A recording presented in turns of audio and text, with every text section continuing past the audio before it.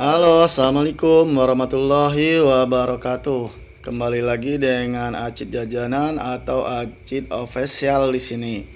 Pada kesempatan hari ini kita akan membahas bagaimana modal kecil bisa warung di rumah ataupun toko ya, toko manisan ya, ataupun bahasa sini bahas toko manisan atau warung kecil-kecilan untuk keseharian di sini.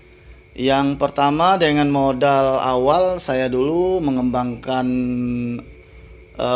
ini ya, warung ini dengan modal hanya sekitar 3.500.000. Jadi saya nekat saja dengan harga segitu.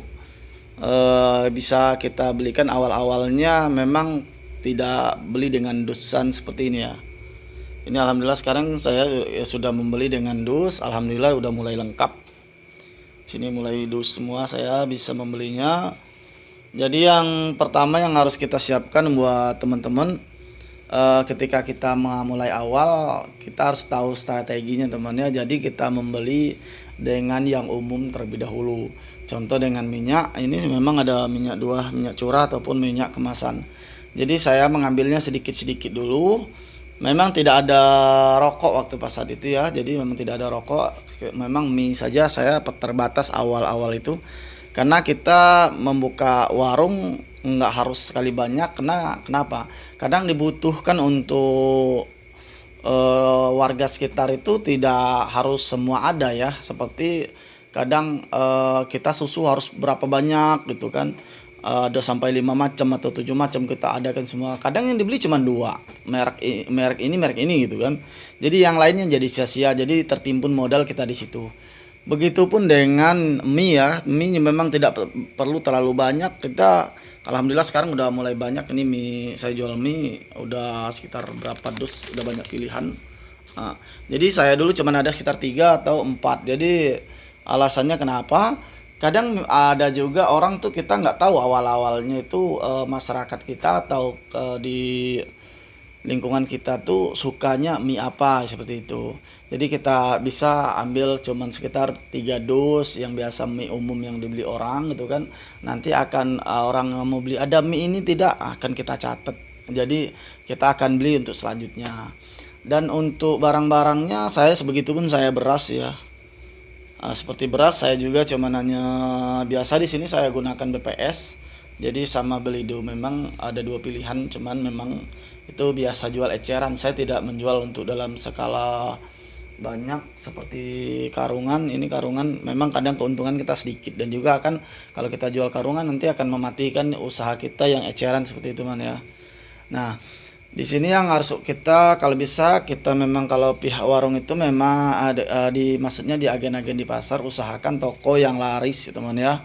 Toko yang laris, toko yang banyak, biasanya banyak pengunjungnya di situ, biasanya harganya bukan hanya murah tapi kadang barangnya tuh berganti ya. Jadi kita sangat hati-hati buat pemula usaha warung itu. Jadi kadang kita kalau salah-salah beli dengan toko yang salah, kita banyak yang sudah kadaluarsa atau mendekati kadaluarsa. Saya dulu awal-awal juga seperti itu, tapi lama-kelamaan kita harus lebih teliti. Buat teman-teman juga memang yang harus diperhatikan untuk warung untuk yang pemula memang harus bikin perame itu adalah jajanan temennya di sini. Jajanan harus diperbanyakkan, jadi kayaknya seperti kayak rame warungnya dengan harga segitu. Jadi kalau memang ada modal baru kita melengkapi, saya dengan rokok, dengan gas di sini. Baru kita akan membeli, tidak lagi membeli dengan eceran. Saya bisa membeli dosan karungan seperti ini ya, ataupun kayak ini ya jasa. Kalau memang orang membeli kelapa saya bisa parutkan di sini. Di sini kita lihat sudah mulai saya mulai karungan semua. Ini masih sedikit teman ya, jadi masih sedikit.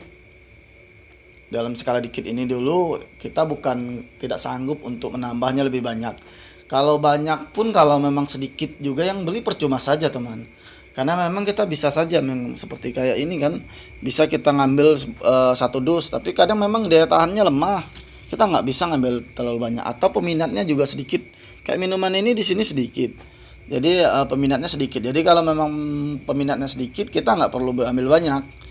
Karena kita akan menyimpan modal di situ, dan juga kadang memang lakunya lambat, kita juga takut juga dengan masa kadaluarsa.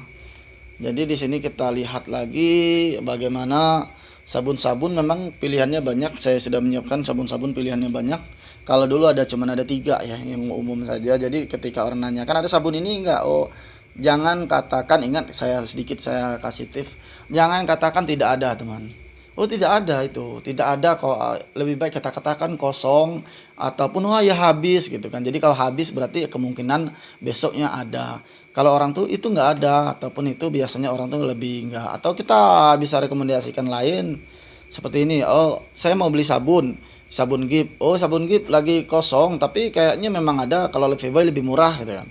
Nah, ataupun kita kasih lain, oh kayaknya lebih look, lebih bagus loh sekarang nih. Bagus, harganya lebih murah juga, sama aja harganya. Jadi kita lebih banyak rekomendasikan harga-harga buat yang lainnya teman ya. Nah, jadi saya sudah seperti ini, saya sudah sedia telur. Untuk pembahasan telur saya sudah bahas di video kami yang lain kemarin ya. Di sini memang saya tidak banyak, saya gunakan beli cabai, bawang, keperluan ini saja. Karena memang untuk sayuran daya tahannya lemah dan juga kadang ada tukang sayur keliling ya. Jadi kalau ketika ada tukang sayur keliling, kita jual sayur di sini juga agak sulit berkembang karena daya tahan apa namanya sayur itu juga kadang tidak lama, hanya 1 hari 2 hari. Itu agak rugi. Saya juga bawa itu kubis cuman sedikit. Alhamdulillah habis 1 hari habis, 2 hari habis, itu aja. Saya nggak pernah ngambil banyak karena tukang saingan untuk apa juga banyak. Dan ini kami siapkan untuk di sini untuk pengobatan juga ada berapa nih ya.